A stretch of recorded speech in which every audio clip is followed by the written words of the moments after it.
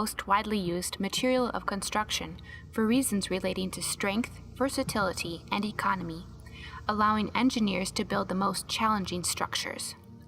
However, there are many challenges to concrete's durability, especially the challenge of corrosion on embedded steel reinforcement. So why are we concerned? The concern is with the stability of this passive layer. In marine and aggressive high chloride soil conditions, chlorides migrate over time through concrete pores, building up at the surface of the steel to reach what is known as the critical chloride threshold, at which the passive layer breaks down. Once that breaks down, corrosion is initiated, and the corrosion product starts forming on anodic locations of the corrosion electrochemical reaction. Corrosion continues to propagate as complexes of oxides and hydroxides are formed. These compounds have a higher volume than that of the original steel, expanding it several times in volume and creating substantial internal stress.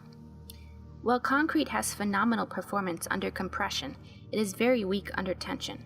So these stresses induce cracks that allow further ingress of corrosive elements and accelerate deterioration.